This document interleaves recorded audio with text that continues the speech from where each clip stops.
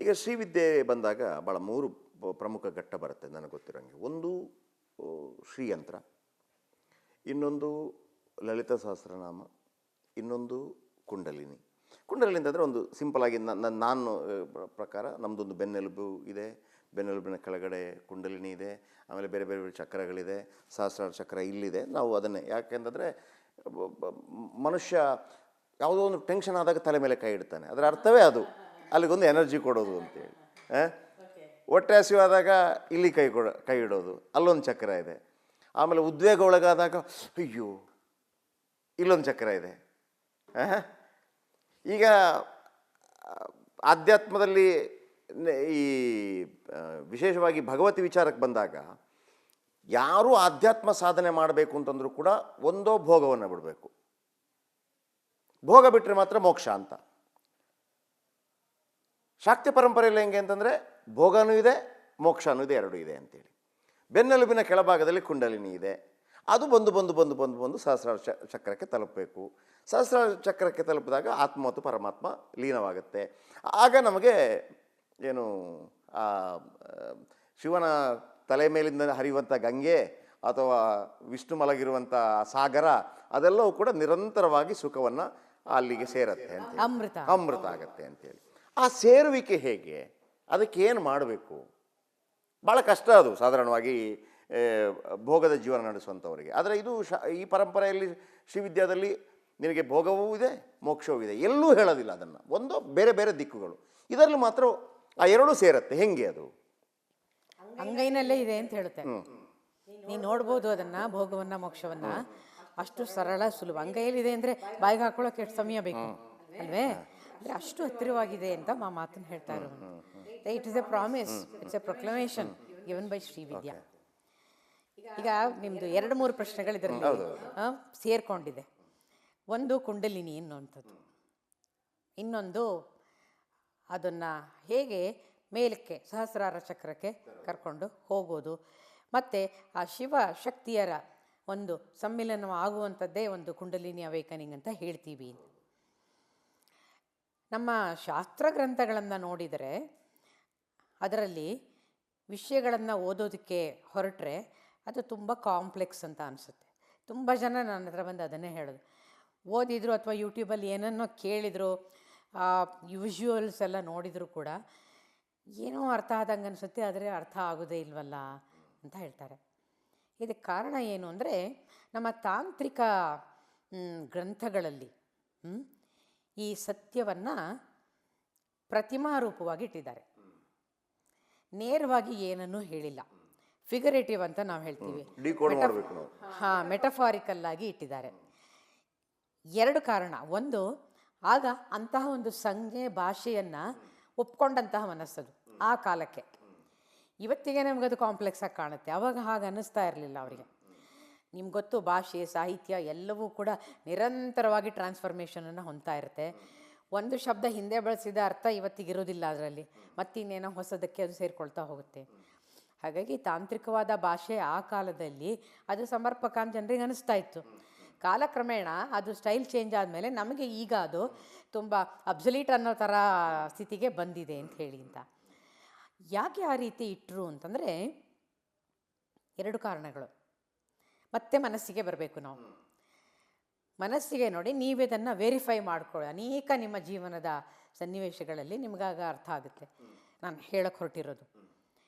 ಈ ಮನಸ್ಸಿಗೊಂದು ಗುಣ ಇದೆ, ಯಾವುದನ್ನೇ ಸರಳವಾಗಿ ಹೇಳಿಬಿಟ್ರೆ ಇಷ್ಟೇನಾ ಇದು ಅಂತ ಉಪೇಕ್ಷೆ ಮಾಡುತ್ತೆ, ಅಥವಾ ಅದನ್ನು ಗಂಭೀರವಾಗಿ ತೆಗೆದುಕೊಳ್ಳೋದಿಲ್ಲ ಅಂಥೇಳಿ. ಹಾಗಾಗಿ ತಿಳುವಳಿಕೆ ಇದ್ದಂಥವ್ರು ಏನು ಮಾಡ್ತಾರೆ ಅಂತಂದರೆ ಅದನ್ನು ಸ್ವಲ್ಪ ತಿರುಗಿಸಿ ಇಡ್ತಾರೆ. ನೀವು ಚಿದಂಬರಂ ದೇವಸ್ಥಾನಕ್ಕೆ ಹೋಗಿದ್ದರೆ ಅದರ ವಿಶೇಷವನ್ನು ನೀವು ನೋಡಿದರೆ ಚಿದಂಬರ ರಹಸ್ಯ ಅಂತಲೇ ಹೇಳ್ತಾರೆ ಅದನ್ನು. ರಹಸ್ಯ ಫಸ್ಟ್ ನೀವೆಲ್ಲ ಹೋಗಿ ನೋಡೋದು ನಟರಾಜನ ವಿಗ್ರಹವನ್ನು ಅಲ್ಲಿ. ಆಮೇಲೆ ಅದರ ಹಿಂದುಗಡೆ ಒಂದು ಪರದೆ ಹಾಕಿ ಇಟ್ಟಿರ್ತಾರೆ. ಆ ಪರದೆಯನ್ನು ತೆಗೆದು ತೋರಿಸ್ತಾರೆ. ಎಲ್ಲ ಟೈಮಲ್ಲಿ ತೋರಿಸಲ್ಲ, ಕೆಲವು ಸರ್ತಿ. ನಾನು ಹೋದಾಗ ಅದು ಆ ದರ್ಶನ ಭಾಗ್ಯ ಆಯಿತು. ನಟರಾಜನ ಹಿಂದೆ ಇರುವಂತಹ ಪರದೆಯನ್ನು ಜರುಗಿಸ್ಬೇಕಾದ್ರೆ ಇಷ್ಟು ಕುತೂಹಲದಲ್ಲಿ ನಾವಿರ್ತೀವಿ. ಏನಿದೆ ಅದರ ಹಿಂದ್ಗಡೆ, ಏನಿದೆ ಅದರ ಹಿಂದ್ಗಡೆ ಅಂತ ಹೇಳಿ. ಅಂತ ಅದನ್ನು ಜರುಗಿಸಿದಾಗ ನೋಡಿದರೆ ಅಲ್ಲಿ ಏನೂ ಇಲ್ಲ. It's just an empty space.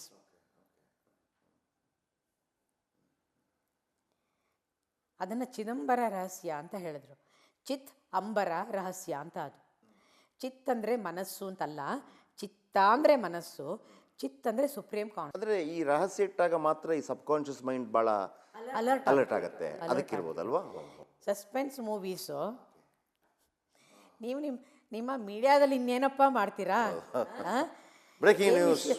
ಹಾಂ, ಏನು ಕೊನೆಯಲ್ಲಿ ಹೇಳಬೇಕೋ ಅದು ಮೊದಲೇ ಹೇಳಿಬಿಟ್ರೆ ಕೊನೆ ತನಕ ಜನ ಯಾರು ನೋಡೋದಿಲ್ಲ.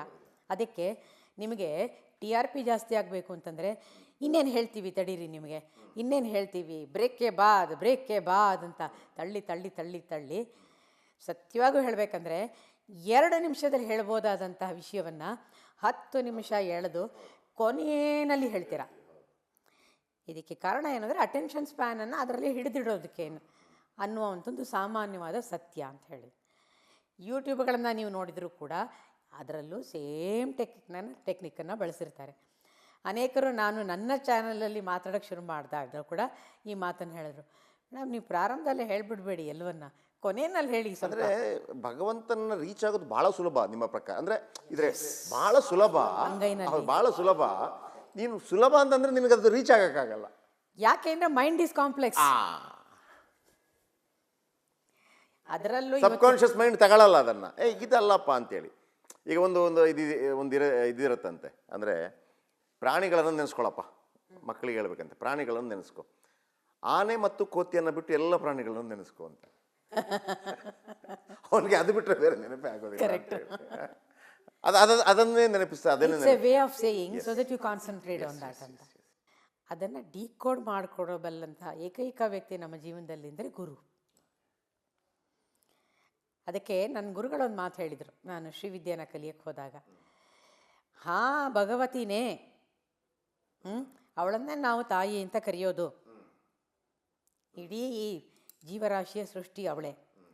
ಆದರೆ ನೋಡು ಜ್ಯೋತಿ, ನೀನು ನನ್ನ ರಾಸ ಗುರುಗಳು, ಮೈಸೂರಿನ ಶ್ರೀವಿದ್ಯಾ ಗುರುಗಳು ಹೇಳಿದ ಮಾತಿದು, ನೀನು ಸಾಧನೆ ಮಾಡ್ತಾ ಮಾಡ್ತಾ ಮಾಡ್ತಾ ನಿನಗೆ ಒಂದು ವಿಷಯ ಗೊತ್ತಾಗ್ಲಿಕ್ಕೆ ಶುರುವಾಗುತ್ತೆ. ಏನು ಅಂದರೆ, ವಾಡಿಕೆಯಲ್ಲಿ ಪ್ರಪಂಚದಲ್ಲಿ ನಾವು ಯಾವ ರೀತಿ ಭಗವಂತ ಅಂತ ಭಾವಿಸಿದ್ದೀವೋ ಅಥವಾ ನಾನು ನಂಬಿದ್ದೇನೋ ಅಥವಾ ನಾವು ಎಲ್ಲರೂ ನಂಬಿದ್ದೀವೋ as a community, as a social being, ಅದು ಹಾಗಲ್ಲ ಅನ್ನುವ ಅನೇಕ ಬದಲಾವಣೆಗಳನ್ನು ಪಡ್ಕೊಳ್ತಾ ನನ್ನ ಮನಸ್ಸು ಈ ಸಂಕೇತಗಳ ಮೂಲಕ ಪ್ರಯಾಣವನ್ನು ಮಾಡ್ತಾ ಮಾಡ್ತಾ ಮಾಡ್ತಾ ಇಟ್ ಗೋಸ್ ಥ್ರೂ ಎ ಮೆಟಾಮಾರ್ಫಸಿಸ್.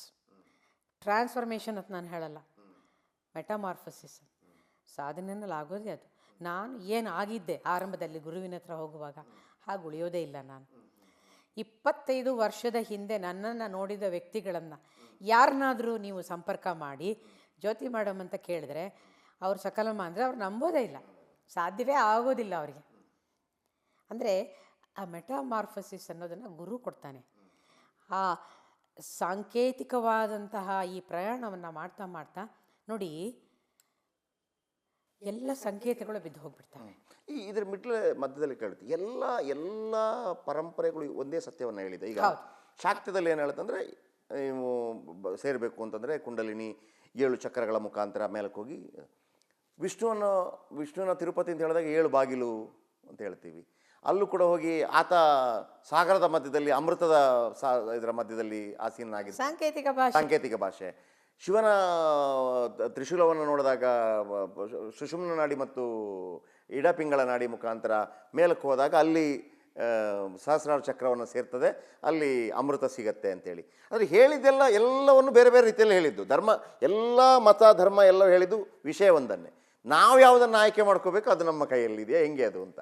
ಶ್ರೀವಿದ್ಯೆನಲ್ಲಿ ಒಂದು ಮಾತು ಬರುತ್ತೆ, ಏನು ಅಂತಂದರೆ ಅಲ್ಲಾ ಉಪನಿಷತ್ ಅಂತಲೂ ಇದೆ ಅಂತ, ಮತ್ತು ಸೀತಾ ಉಪನಿಷತ್ ಅಂತಿದೆ, ರಾಮನ ಕುರಿತಾದಂಥ ಉಪನಿಷತ್ತುಗಳು ಬೇಕಾದಷ್ಟಿದ್ದಾವೆ. ಪ್ರಶ್ನೆ ಏನು ಅಂತಂದರೆ ಅಭಿರುಚಿ. ನನ್ನ ಅಭಿರುಚಿಗೆ ತಕ್ಕನಾದ ದಾರಿಯನ್ನು ನಾನು ಆಯ್ಕೆ ಮಾಡ್ಕೊಳ್ಬೋದು ಅನ್ನುವಂಥ ಡೆಮಾಕ್ರೆಟಿಕ್ ಆ್ಯಟಿಟ್ಯೂಡ್, ಡೆಮಾಕ್ರೆಟಿಕ್ ಸಿಸ್ಟಮನ್ನು ನಾವು ದೇವರ ವಿಷಯದಲ್ಲೂ ಇಟ್ಟಿರೋದು ನಮ್ಮ ಸಂಸ್ಕೃತಿ ಒಂದೇ. ಕೆಂಪು ಸೀರೆ ಇಷ್ಟ ಆದವ್ರಿಗೆ ಕೆಂಪು ಸೀರೆ, ಬ್ಲೂ ಸೀರೆ ಇಷ್ಟ ಆದವ್ರಿಗೆ ಬ್ಲೂ ಸೀರೆ, ಬಟ್ ಸೀರೆನೇ. ನೋಡಿ ಅದರಲ್ಲಿ ಇನ್ನೊಂದು ಮಾತು ಹೇಳಿದ್ರೆ ಬಹುಶಃ ವೀಕ್ಷಕರಿಗೆ ಇನ್ನೂ ಸರಳ ಅನ್ನಿಸ್ಬೋದು ನಿಮ್ಮ ಪ್ರಶ್ನೆಗೆ. ತಾಂತ್ರಿಕವಾಗಿ ಅನೇಕ ಸಿಸ್ಟಮ್ಸ್ ಇದೆ. ಅದರಲ್ಲಿ ಶಾಕ್ತ ದರ್ಶನ ಒಂದು, ಇದಲ್ಲದೆ ಶೈವ ದರ್ಶನ, ಇನ್ನೊಂದು ವೈಷ್ಣವ ದರ್ಶನ, ಇನ್ನೊಂದಿದೆ ಸುಬ್ರಹ್ಮಣ್ಯನ ಕುರಿತಾದಂತಹ ಸ್ಕಂದ ದರ್ಶನ ಅಂತ ಹೇಳಿ, ಇನ್ನೊಂದು ಸೂರ್ಯ ದರ್ಶನ, ಇನ್ನೊಂದು ಗಣಪತಿ ದರ್ಶನ. ಹೀಗೆ 7 ಮಾರ್ಗಗಳಿದೆ. ಸೊ ಈ ಮಾರ್ಗಗಳಲ್ಲಿ ಎಲ್ಲವೂ ತಾಂತ್ರಿಕವೇ. ನೀವು ವೈಷ್ಣವ ದರ್ಶನ ಅಂತ ತೆಗೆದುಕೊಂಡ್ರೂ ತಾಂತ್ರಿಕ. ನೀವು ಹೇಳಿದ್ರಲ್ಲ ಇವಾಗ ವಿಷ್ಣು ಅವನು ಹಾಲಿನ ಇದರಲ್ಲಿ ಮಲ್ಕೊಂಡಿರ್ತಾನೆ ಅಂತ ಹೇಳಿ ಅಂತ. ಸೊ ಅಮೃತವನ್ನು ಸಜೆಸ್ಟ್ ಮಾಡೋದಕ್ಕೆ ಅದು ಮತ್ತು ಬೃಹತ್ತು ಮಹತ್ತದು ಇಡೀ ಬ್ರಹ್ಮಾಂಡವೇ ಅಮೃತದಿಂದ ಕೂಡಿದೆ ಅಂತ ಹೇಳೋಕೆ ಅದನ್ನು ಕ್ಷೀರಸಾಗರ ಅಂತ ಕರೆದ್ರು. ಕೊನೆಗೆ ರೀಚ್ ಆಗೋದೆಲ್ಲ ಒಂದೇ ಸತ್ಯವೇ. ಆದರೆ ನಾವು ಬೇರೆ ಬೇರೆ ಪೋರ್ಟಲ್ಸನ್ನು ಇಟ್ಕೊಂಡಿದ್ದೇವೆ ಬ್ರಹ್ಮಾಂಡದಲ್ಲಿ. ಈಗ ಯಾವುದೋ ಒಂದು ಪ್ರಶ್ನೆ ಬಂತು ಅಂತ ಇಟ್ಕೊಳ್ಳಿ, ನನಗೆ ಉತ್ತರ ಸಿಗ್ತಾ ಇಲ್ಲ. ನನ್ನ ಕೈ ಇಲ್ಲಿಗೋಗತ್ತೆ ಯಾಕೆ? ಅದಕ್ಕೂ ಏಕೆ ಅದು? ನಮ್ಮ ಎಲ್ಲ ಥಾಟ್ಸ್ ಏನಿದೆ ಓಕೆ, ನಾವು ಹಿಂಗೆ ಮಾಡ್ತೀವಲ್ವಾ, ಆಜ್ಞಾಚಕ್ರ ಅಂದರೆ ಅದೇನೆ ಅಲ್ಲ.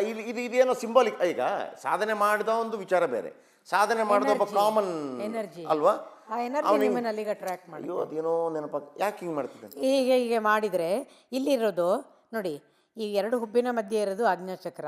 ಅಲ್ಲಿಂದ ಸ್ವಲ್ಪ ಮೇಲಕ್ಕೆ ನೀವು ಬಂತು ಅಂತಂದರೆ ಮನಶ್ಚಕ್ರ. ಅದನ್ನು ಮನಶ್ಚಕ್ರ ಅಂತಲೇ ಕರೆಯುವಂಥದ್ದು ನಾವು. ನಮ್ಮ ಮನಸ್ಸಿನ ಎಲ್ಲ ಹೋಗುಗಳ ಕೇಂದ್ರೀಕೃತವಾದಂತಹ ಪಾಯಿಂಟ್ ಅಂತಂದರೆ, ಬಿಂದು ಅಂತಂದರೆ ಈ ಮನಶ್ಚಕ್ರ. ಸೊ ನಮಗೆ ಗೊತ್ತಿಲ್ಲದಾಗೆ ನಾವು ಹೀಗಂತೀವಿ, ಅಥವಾ ತುಂಬ ಸ್ಟ್ರೇನ್ ಆದಾಗ ಅಂತ ಹೀಗೆಲ್ಲ ಅಂದ್ಕೊಳ್ತೀವಿ. ಅಲ್ಲಿ ಕ್ರೌಡೆಡ್ ಆಯಿತು ಥಾಟ್ಸ್ ಅಂತ. ಅಂದರೆ ಅದು ಎನರ್ಜಿ, ನಿಮ್ಮ ಆಲೋಚನೆಗಳು. ನಾವು ಎನರ್ಜಿ ಕೊಡೋದು ಅಥವಾ ಎನರ್ಜಿಯಿಂದ ಅಲ್ಲಿ ಕ್ಲಾಗಿಂಗ್ ಆದಾಗ, ಅಂದರೆ ಟ್ರಾಫಿಕ್ ಜಾಮ್ ಬ್ಲಾಕ್ ಆದಾಗ ಅದನ್ನು ರಿಲೀಸ್ ಮಾಡೋದಕ್ಕೆ ನಾವು ಆಗ ಮಾಡೋದು. ಇದನ್ನು ಹೀಗೆ ಇಟ್ಕೊಂಡು ನಿಮಗೆ ತಲೆನೋವು ಬಂತು ಅಂದರೆ ನೋಡಿ, ಇದನ್ನು ಹೀಗೆ, ಇದು ಪಾಯಿಂಟ್, ಇದು ಬಿಂದು ಮನಶ್ಚಕ್ರದ್ದು. ಇದನ್ನು ಹೀಗೆ ಮಾಡಿದರೆ ನಿಮಗೆ ಸಾಕಷ್ಟು ರಿಲೀಫ್ ಸಿಗುತ್ತೆ. ಯಾಕೆಂದರೆ ಆಲೋಚನೆಗಳು ಒಂದೇ ಕಡೆಗೆ ಟ್ರಾಫಿಕ್ ಜಾಮ್ ಆದಾಗ ಬ್ಲಡ್ ಸರ್ಕ್ಯುಲೇಷನ್ನು, ನ್ಯೂರಾಲಜಿಕಲ್ ಇಂಬ್ಯಾಲೆನ್ಸು ಎಲ್ಲವೂ ಆಗುತ್ತೆ. ಸ್ವಲ್ಪ ಸ್ವಲ್ಪ ಅದನ್ನು ಶಕ್ತಿಯನ್ನು ಮತ್ತೆ ವಿಕೇಂದ್ರೀಕರಣ ಮಾಡಬೇಕು. ಮಾಡಿದಾಗ ಮತ್ತೆ ಮನಸ್ಸಿಗೆ ಮತ್ತೆ ಆರಾಮಾಗುತ್ತೆ ಅಂತ.